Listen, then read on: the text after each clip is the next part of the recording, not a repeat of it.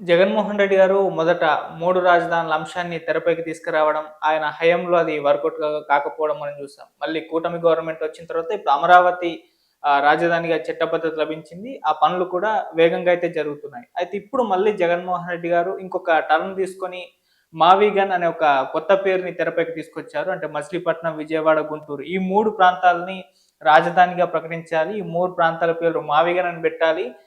అమరావతి కాకూడదని చెప్పేసి ఆయన ఇంకొక స్టాండ్ వినిపించారు. ఇదే వచ్చే నాటి ఎలక్షన్స్‌లో కూడా ప్రధాన అంశంగా మారబోతుంది. మావిగన్ ఎవరైతే కోరుకుంటారో వాళ్ళంతా కోటేస్తారు. అమరావతిని ఎవరు కోరుకుంటారో ఆళ్ళంతా కూటమి కోటేస్తారు అని చెప్పేసి ఈ రకంగా మాట్లాడారు. సో, అసలు ఏం జరుగుతుంది? మరి మావిగన్ ఈ రాజధానిగా తెరపైకి తీసుకురావడం అనేది కరెక్టా? మరి ఆల్రెడీ అమరావతి డెవలప్‌మెంట్ జరుగుతుంది. అంటే మళ్ళీ జగన్మోహన్ రెడ్డి గారొస్తే మావిగన్నే చేస్తారా? అమరావతిని ఆపేస్తారా? ఇలా చాలా ప్రశ్నలు రైజ్ అవుతున్నాయి. దీనికి సంబంధించి ఒకసారి డిస్కస్ చేయడానికే ప్రెజెంట్ మనతో పాటు సీనియర్ పొలిటీషియన్, మాజీ హోంమంత్రి మహేశ్వర్ రెడ్డి గారున్నారు. వారిని అడిగి తెలుసుకునే ప్రయత్నం చేద్దాం. నమస్కారం సార్. నమస్కారం. సార్ మేము అధికారంలోకొస్తే మావిగానే రాజధానిగా మారుతుంది. మచిలీపట్నం, విజయవాడ, గుంటూరు. ఎలక్షన్స్‌లలో ఇదే ప్రధాన అంశంగా మారుతుంది. మావిగన్ వర్సెస్ అమరావతి అని చెప్పేసి ఆయన మాట్లాడడం జరిగింది. సో దీన్ని ఎలా చూడొచ్చంటారు సార్? ఈ 3 ప్రాంతాలని రాజధానిగా ప్రకటించడం. ఆల్రెడీ చట్టబద్ధత అమరావతికి లభించింది గదా! చట్టబద్ధత లభించింది. ఇప్పుడైతే మళ్ళీ రేపు ఏదైనా ప్రభుత్వాలు మారినప్పుడు హ్మ్.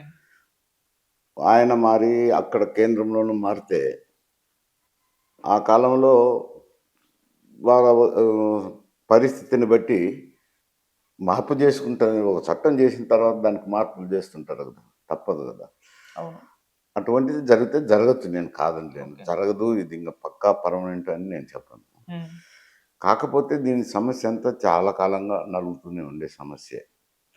ఆహ్, ఇది గతంలో రాష్ట్రం డివైడ్ అయినప్పుడు అప్పుడు నేను కూడా వైఎస్ఆర్‌సీపీలో ఉన్నాను. ఈ రాజధాని మీద ఒక స్టేట్మెంట్ ఇచ్చి అసెంబ్లీలో స్టేట్మెంట్ ఇవ్వాలని నోటీస్ వచ్చింది. వచ్చినప్పుడు ఇంటర్నల్‌గా చర్చ జరిగినప్పుడు దొనకొండ అనేది వచ్చింది. ఓకే. ఎందుకంటే దొనకొండ అనేది అటు రాయలసీమ ప్రాంతానికి, ఇటు కోస్తాంధ్ర ప్రాంతానికి మధ్యలో ఉంది. అందులోనూ మరి ముఖ్యంగా అక్కడ ప్రభుత్వ భూమి ఉంది. ప్రభుత్వ భూమి కొంత మేరకు ప్రభుత్వం ఉపయోగించుకున్నా, ఫ్యూచర్ డెవలప్మెంట్‌కు ఇంకా కొంత పెట్టుకున్నా, కొంత ప్రభుత్వాన్ని డెవలప్మెంట్‌కి ఇచ్చేసేయొచ్చు. ఇచ్చినప్పుడు అక్కడ ఫైనాన్సెస్ వస్తాయి. వచ్చినప్పుడు రాజధానికి కావాల్సిన రోడ్డయితేనేమి, ఎలక్ట్రిసిటీ అయితేనేమి, మంచినీటి సౌకర్యం అయితేనేమి, ఇవన్నీ ఆ డబ్బు నుంచే చేసుకునేదానికి అవకాశం ఉంటుంది. ప్రజల చేతిలో నుంచి పెట్టాల్సిన అవసరం ఉండదు అని చెప్పి చాలామంది అప్పుడు రాయలసీమ ఉద్యమంలో ఉన్నవాళ్ళమైతేనేమి చర్చించుకొని శివరాం కమిటీ ముందు కూడా రిప్రజెంట్ చేయడం జరిగింది.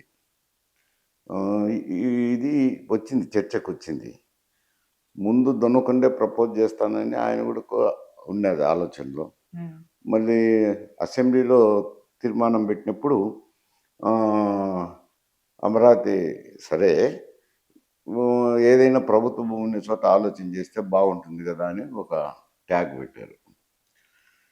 సరే, నాకు కూడా పరిస్థితి నచ్చకనే అప్పుడు నా నుంచి అసెంబ్లీ నుంచి వెళ్ళిపోయాను బయటికి.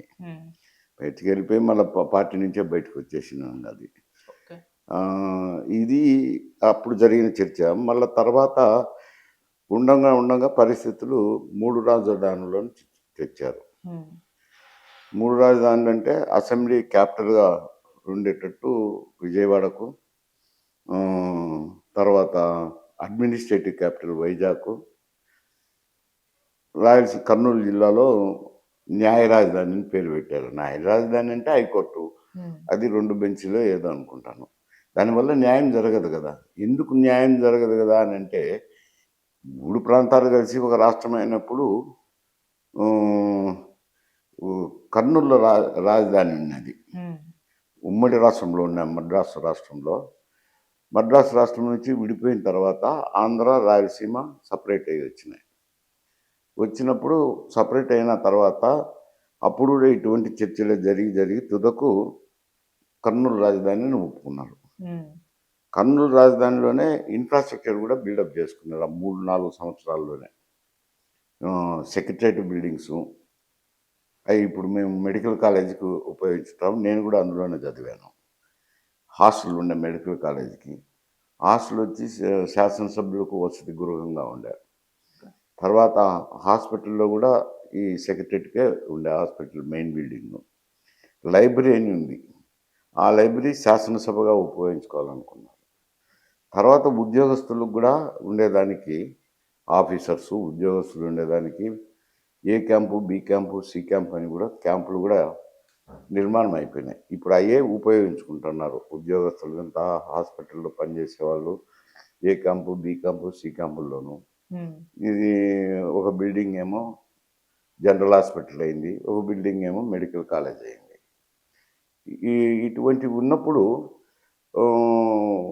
ఆంధ్రప్రదేశ్ ఉండాలా, తెలుగువారం అంతా ఒకటిగా ఉండాలని ఆంధ్రప్రదేశ్ ఏర్పడినప్పుడు కర్నూలు నుంచి రాజధాని షిఫ్ట్ చేసినారు ఓకే హైదరాబాద్కు. అప్పుడంటే మేమేం వ్యతిరేకించలేదు కదా, తెలుగువారంతా ఒకటిగా ఉండాలని ఐకమత్యంగా చేసినారు. చేసినప్పుడు రాష్ట్రం డివైడ్ అయినప్పుడు తెలంగాణ సపరేట్ అయిపోయింది. ఆంధ్ర రాయలసీమ ఒకచాటు ఉన్నప్పుడు న్యాయంగా అయితే ఎవరైతే సాక్రిఫైస్ చేసినారో, త్యాగం చేసినారో ఆ ప్రాంతానికి ప్రాధాన్యతనివ్వాలి కదా. అది బేసిస్ చేసుకునే సరే ఇప్పుడు పరిస్థితుల్లో ప్రత్యేక పరిస్థితులు అనేది ఈ దొనకొండ అయితే అందరికీ అనుకూలమే కదా, రాయలసీమ వాళ్ళకి కానీ కోస్తాంధ్రకు కానీ అని చెప్పి మేమందరం దొనకొండ అయితే బాగుంటుందని సజెస్ట్ చేయడం జరిగింది. ఓకే ఈ చేసిన తర్వాత ఇవన్నీ పరిస్థితులు వచ్చినాయి. వచ్చినప్పుడు ఈయన గతంలో ఏం చేసినారు, 3 రాజధానులు తీసుకొచ్చారు. మళ్ళీ 3 రాజధానులు పోయి ఇప్పుడు బిల్ పాస్ అయింది, అమరావతిలో పెడుతున్నారు. ఆయన ఎందుకంటే ఆయనకు కులాభిమాని మీద ఆవిడ పెట్టుకుంటున్నాడు. అంతకంటే మించి ఏముంది అక్కడ. ఎందుకంటే శివరామకృష్ణ కమిటీ రిపోర్ట్లో కూడా ఇది వరద ప్రాంతము, ఫౌండేషన్స్ ఇబ్బందికరము, కానీ ఎక్కడైనా ప్రభుత్వ భూమి ఉన్న చోట మంచిది అని చెప్పి శివరామకృష్ణ కమిటీ రిపోర్ట్లో కూడా ఉంది. అందులో దొనకొండను కూడా సూచనప్రాయంగా పేర్కొన్నారు.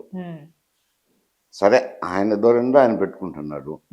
నువ్వు ఏదైనా కానీ ఇప్పుడు కర్నూలులో తిరుపతి ఉంది. తిరుపతిలో అయితే తిరుపతి కాళహస్తి మధ్యన దాదాపు 30,000 ఎకరాలు ప్రభుత్వ భూమి ఉంది. అక్కడ రాజధాని ఏర్పాటు చేస్తే తిరుపతిని ఎవరు వ్యతిరేకించరు కదా.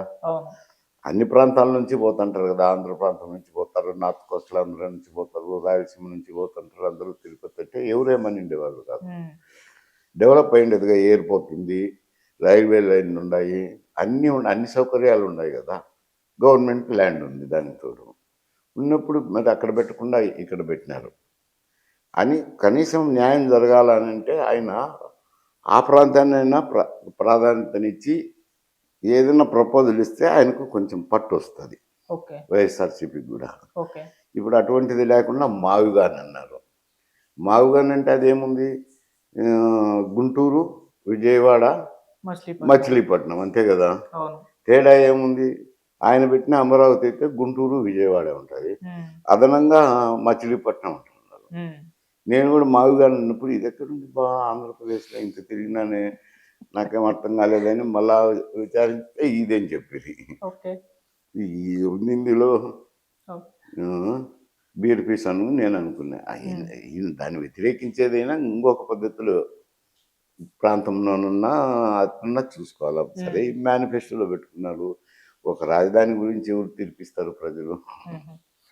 అన్ని రకరకాల అభిప్రాయాలు బట్టి ప్రజల్లో ఉండే అభిప్రాయాన్ని బట్టి తీర్పిస్తారు. ఓకే అండ్ సార్, ఇప్పుడు ఆల్రెడీ ఇక్కడ డెవలప్మెంట్ స్టార్ట్ అయిపోయింది, ఆ పనులు కూడా జరుగుతున్నాయి. మళ్ళీ okay in case Jaganmohan Reddy గారు వస్తే ఈ అమరావతిని ఆపేసి ఆ మావిగన్ వైపు ఆ డెవలప్మెంట్ చేస్తే అంటే ప్రజాధనం వృధాగా పోతుందా అన్న ఒక డౌట్ కూడా చాలా మందిలో కలుగుతుంది కదా. అంటే ఏదో ఒక స్టాండ్ 2 పార్టీలు కలిసి తీసుకుంటే దాంట్లో ఇబ్బంది.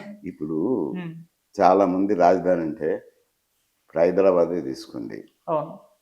హైదరాబాద్ తీసుకున్నప్పుడు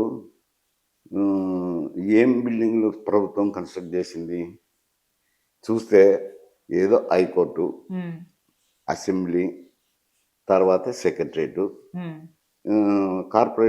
కార్పొరేషన్లకు సంబంధించిన కార్యాలయాలు ఓకే. అవి ప్రభుత్వానికి సంబంధించినవి.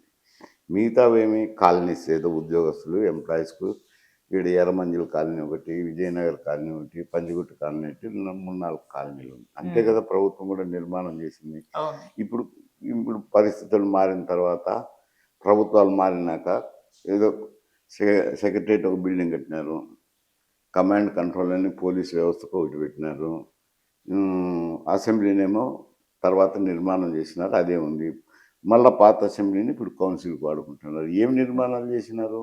ఇంకా మిగతాటి ఎట్లా హైదరాబాద్ అభివృద్ధి చెందిందంటే, మేము గతంలో వచ్చినప్పటికీ ఎంతవరకు ఉండే, చాలా లకిడీ కప్పుల వరకు ఉండే, అంతకు మించి లేదు కదా. ఈ పక్క ఏదో దాటుకొని వస్తే విజయనగర కాలనీకి మ్యాక్సిమం కొండలు గుట్టలు ఉన్నాయి ఇవన్నీ.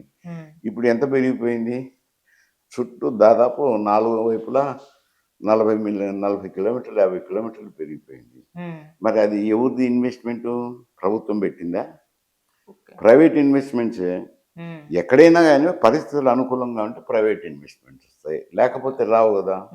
దానికి నేను రాజధాని అని వాళ్ళు పార్టీలైనా పెట్టచ్చు, ప్రజల కాన్సెన్సస్ తీసుకొని అందరికీ అనుకూలంగా పెట్టింది. ఒంటెత్తు పోకల్లో మాట్లాడుతున్నారు. ఓకే. ఈయన దానికి టింకరింగ్ చేసి మాట్లాడుతున్నాడు. తేడా ఏం లేదు. మావిగానైతే పెద్ద తేడా వచ్చేది లేదు, అమరావతి అంటే కూడా తేడా వచ్చేది. పేర్లు అయితే మారి ఉన్నాయి అనుకోండి, ప్రాంతం అయితే అదే కదా. ఎక్స్ట్రా మచిలీపట్నం ఒకటి వస్తుంది. ఎన్ని బిల్డింగులు కడతారు మచిలీపట్నము, విజయవాడ, గుంటూరులో? సార్, అంటే మనం పెట్టుబడిదారులని భయపెట్టేందుకు ఈ విధంగా జగన్మోహన్ రెడ్డి గారు ఈ మావిగన్ అంశాన్ని తెరపైకి తీసుకొచ్చారా సార్? అంటే పెట్టుబడులు వస్తే అమరావతి ప్రాంతంలో డెవలప్ అవ్వడం, అది కూటమికి ప్లస్ అవ్వడం ఇటువంటి జరుగుతుంది. సో రాజకీయ వ్యూహంలో భాగంగా మేము వస్తే ఆ ప్రాంతం ఉండదు, ఈ ప్రాంతం ఉండదు, ఒక పెట్టుబడిదారులని భయపెట్టే అటువంటి ఏమన్నా వ్యూహం పన్నుతున్నారా? ఏముంది అందులో? పెట్టుబడిదారులను భయపెట్టేది ఏముంది? అమరావతి అన్నా ఒకటే, మావిగాన్ అన్నా ఒకటే. కాకపోతే ఒక సిటీ అదనంగా కలుస్తుంది. పెట్టుబడిదారులు ఎందుకు భయపడతారు? పరిస్థితులు అనుకూలంగా ఉంటే వస్తారు, కానీ అనుకూలంగా లేకపోతే ఎవరు వస్తారు? అది ప్రాబ్లం ఒకటి ఉంది అనుకోండి అక్కడ. ఏది వరదలు అయితేనేమి, వేడిమి అయితేనేమి, రకరకాల ప్రాబ్లమ్స్ ఉన్నాయి. ఏదో వాళ్ళకు వ్యాపారానికి అనుకూలంగా ఉంటే ఎవరికైనా వస్తారు, వాళ్ళు ఏమవుతారు, వాళ్ళు భయపడేది ఏముంది. సార్, ఇక్కడ జగన్మోహన్ రెడ్డి గారు అంటే ఏదో ఒకటి క్లారిటీగా ఎందుకు లేరు అని చెప్పేసి, మొదట 3 రాజధానులు అన్నారు, ఇప్పుడు మళ్ళీ సేమ్ 3 రాజధానులు అన్నట్టుగా అనుకోండి, ప్లేసెస్ మాత్రం చేంజ్ చెప్తున్నారు. అంటే ఒక క్లారిటీగా ఒక స్టిక్ అయితే ఆయన లేరు అని చెప్పుకోవచ్చు సార్. ఎందుకు ఈ విధంగా కన్ఫ్యూజన్ కి అవుతున్నారు? అది ఆయనకు సంబంధించిన సమస్య, నేనైతే ఏం చెప్పలేను అంట.